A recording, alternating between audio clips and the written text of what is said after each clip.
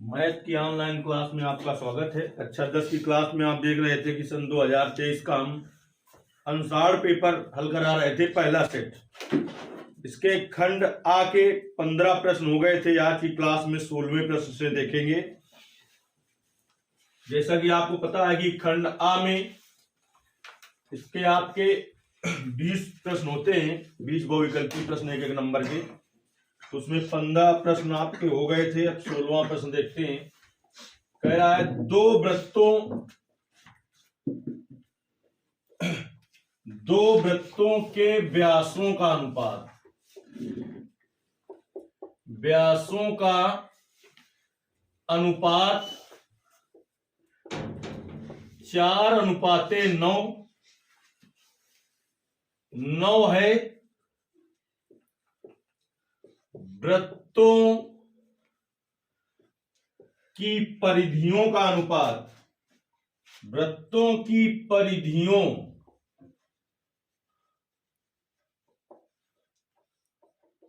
का अनुपात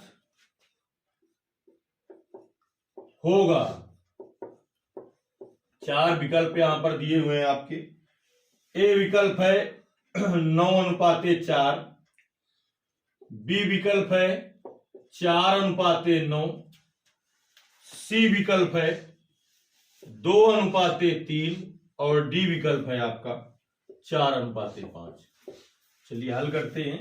दो वृत्तों के व्यासों का अनुपात दिया है, यानी D1:D2 दिया है, 4:9 व्यास का अनुपात दिया है। तो यहां से हम त्रिज्याओं का अनुपात ज्ञात कर लें दोनों वृत्तों की, R1:R2। जैसा कि आप जानते हैं कि व्यास बराबर 2 गुणित त्रिज्या होता है, तो त्रिज्या बराबर व्यास बटे 2 होगा।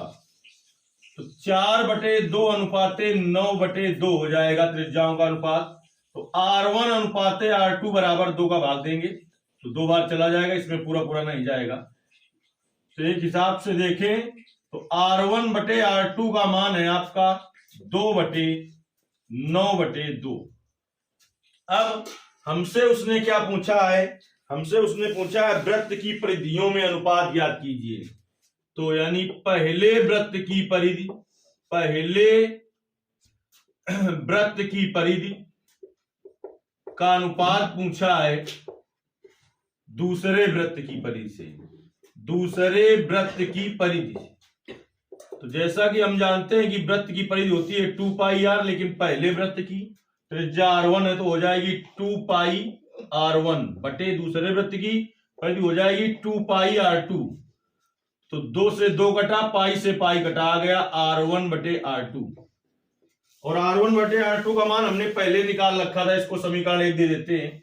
अब यहां पर लिख देंगे R1/R2 का मान समीकरण 1 से रखने पर, R1/R2 का मान समीकरण 1 से रखने पर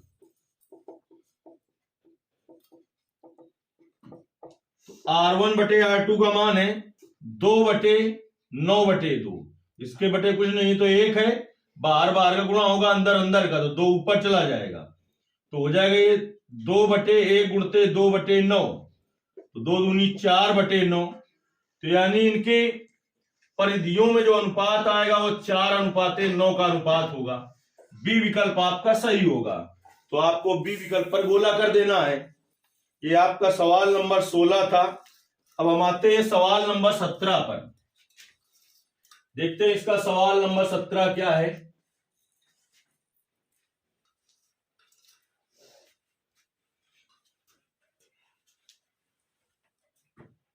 सवाल नंबर 17 कह रहा है निम्नलिखित सारणी का माध्य होगा।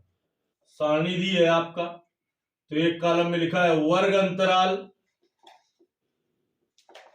और एक में लिखा है बारंबारता।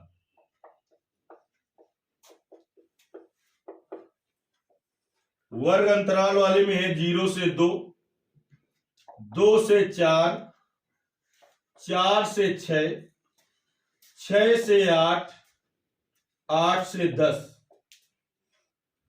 बारंबारता दे रखी है 3, 1, 5, 4, 7। और आपसे पूछा है उसने कि इसका माध्य क्या होगा। ए विकल्प है आपका 4.2, बी विकल्प है 5.4, सी विकल्प है 6 और डी विकल्प है 6.1। तो माध्य का मतलब समांतर माध्य से है, माध्य का मतलब समांतर माध्य से है। और समांतर माध्य कैसे ज्ञात किया जाता है?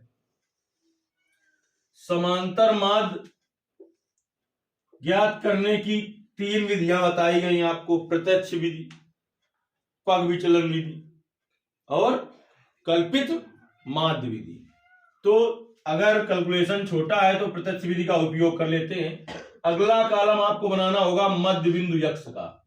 मध्य बिंदु यक्ष, मध्य बिंदु यक्ष का मान कैसे ज्ञात करते हैं? मध्य बिंदु यक्ष का मान वर्ग अंतराल की दोनों सीमाओं को जोड़ते हैं और 2 से भाग देते हैं। 0 + 2 2 होगा और 2 से भाग देंगे तो 1 आ जाएगा। 4 2 6 होगा और 2 से भाग दे देंगे तो 3 आ जाएगा। 6 4 10 होगा, 2 से भाग दे देंगे 5 आ जाएगा। 8 6 14 होगा, 2 से भाग दे देंगे 7 आ जाएगा। 8 और 10 18 होगा, 2 से भाग दे देंगे 9 आ जाएगा। अगला कॉलम जो होगा वो होगा एफ इंटू यक्स का।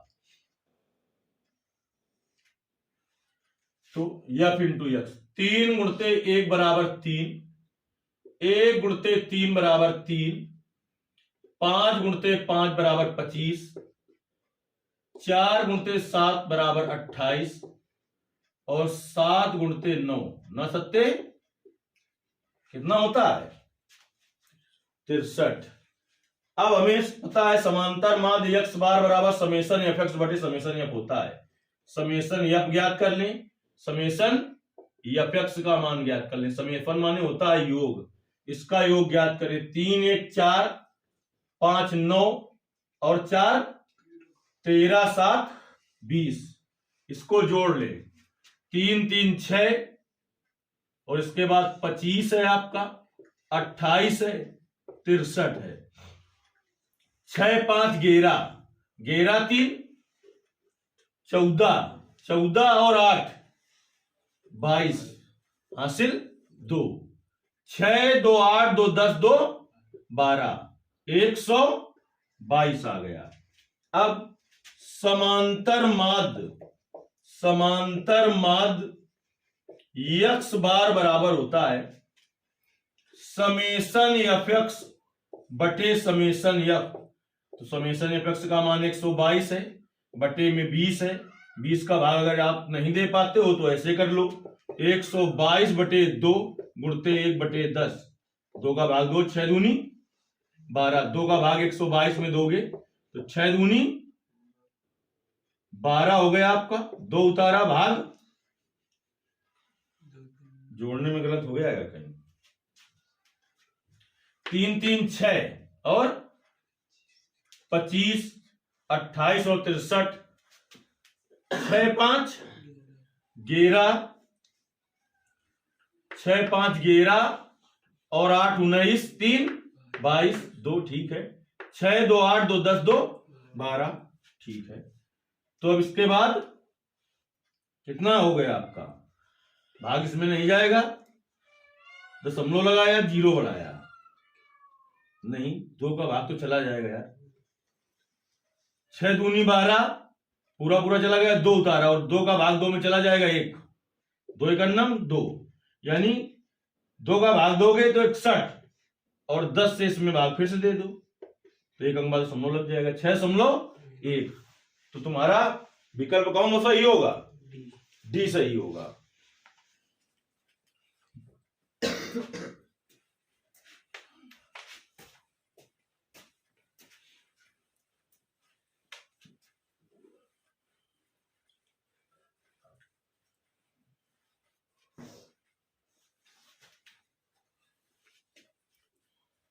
अठारहवां प्रश्न है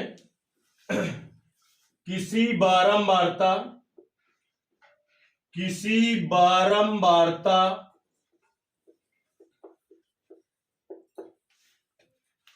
बंटन का माध्य किसी बारंबारता बंटन का माध्य 24.1 और बहुलक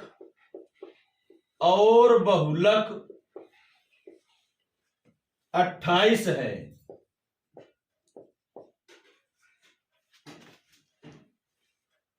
उसका माध्यक होगा। ए विकल्प है 25, बी विकल्प है 26, सी विकल्प है 25.4 और डी विकल्प है 26.3। हल करते हैं। एक सूत्र बताया था, उसी का उपयोग होगा यहां पर, और हमने कहा था बड़ा महत्वपूर्ण सूत्र है। सबसे पहले लिख लेते हैं, माध्य दिया है कितना 24.1, फिर क्या दिया है बहुलक, कितना है बहुलक 28, फिर उसके बाद आपका माध्यक ज्ञात करना है, माध्यक आपको ज्ञात करना है।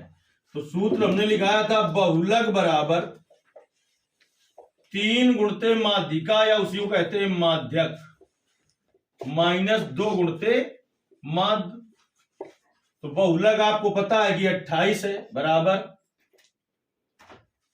3 गुणते माध्यक ज्ञात करना है माइनस 2 गुणते माध्य 24.1 है। तो 28 बराबर 3 गुणते माध्यक या 3 माध्यक माइनस 2 एकम 2, 4 दूनी 8, 2 दूनी 4 और 1 अंक बाद समलो इधर लाएंगे इसको। 28 प्लस 48.2 बराबर 3 माध्यक या 3 गुणते माध्यक।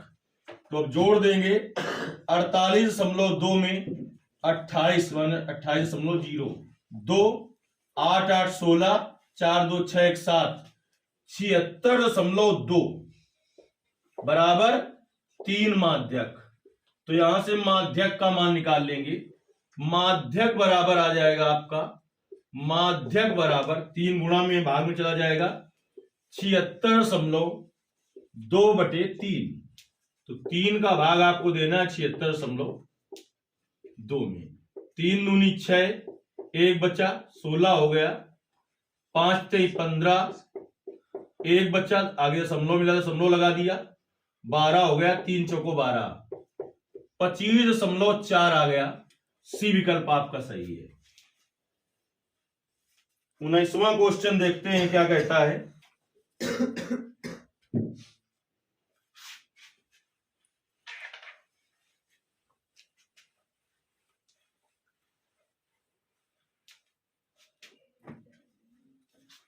निम्नलिखित बारंबारता बंटन का बहुलक वर्ग होगा। एक कॉलम में लिखा है वर्ग अंतराल,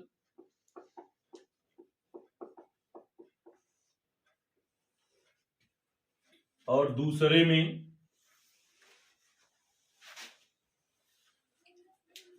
बारंबारता।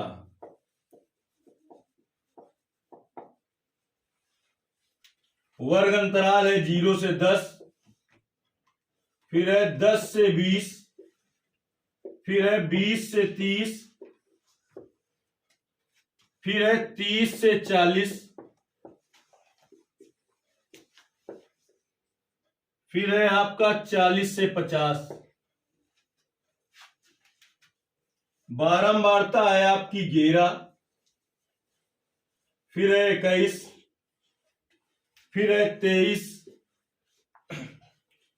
फिर है 14 और फिर है 5।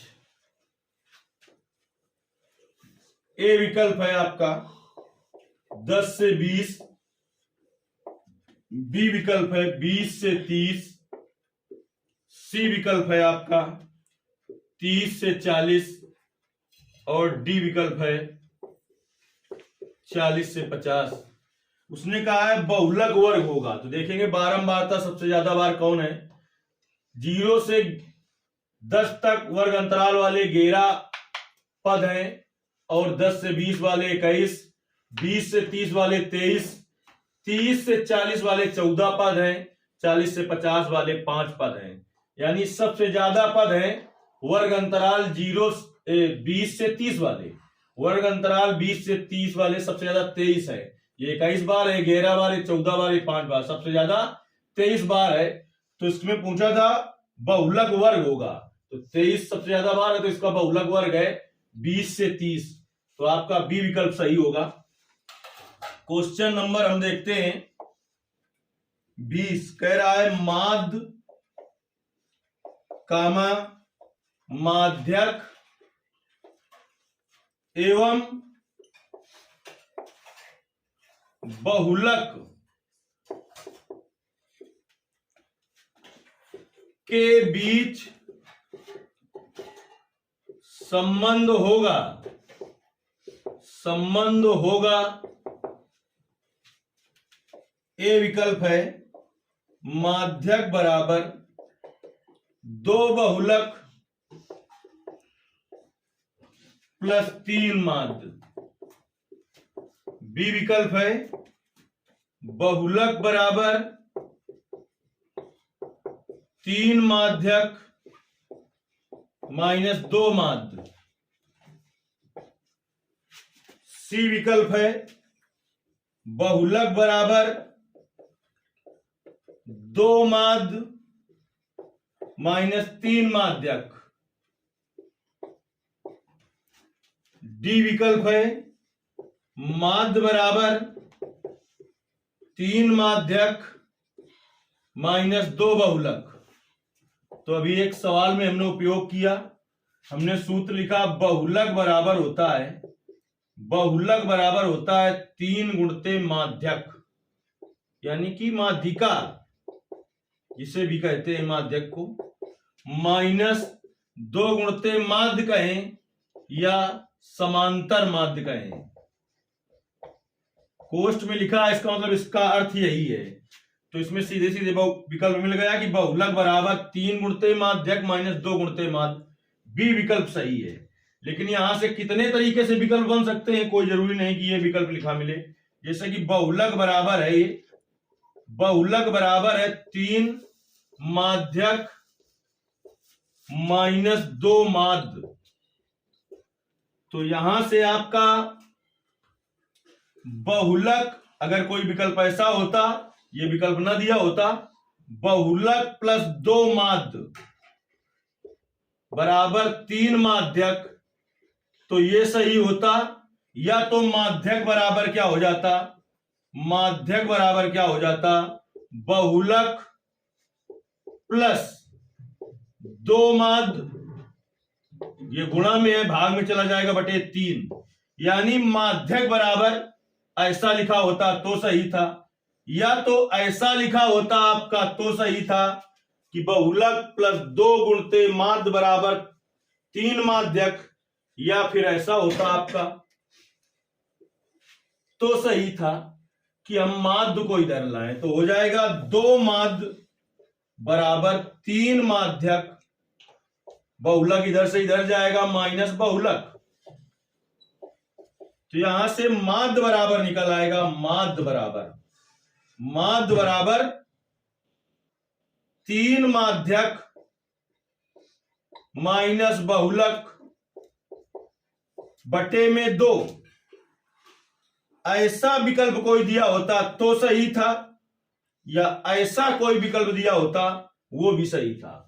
तो सीधे ऐसा विकल्प ना दिए हो तो ऐसा विकल्प हो सकता है आपका, ये तो सीधे वाला है, ऐसे हो सकता है ये भी सही होगा, ऐसे होगा तो ये भी सही होगा, इस तरीके से लिखा होगा तो ये भी सही होगा, और इस तरीके से लिखा होगा तो ये भी सही होगा। इस तरीके से खंड आ के सभी 20 प्रश्न आपके कंप्लीट हो गए। सभी प्रश्नों को इतने ही विस्तार पूर्वक हल करना है, क्योंकि हमें प्रैक्टिस करनी है। सीधे सीधे किसी का आंसर नहीं लिखना, और सीधे उसी प्रश्न का नहीं, अगल बगल उसके भी जितने बताए, जैसे यहाँ पर हमने 3-4 और बताए, तो इन 3-4 में किसी भी कंडीशन में विकल्प लिखा मिल सकता है। तो ये सभी चीजें आपको पता होनी चाहिए। इसके बाद खंड बा शुरू होता है, ये आपको अगली क्लास में बताया जाएगा।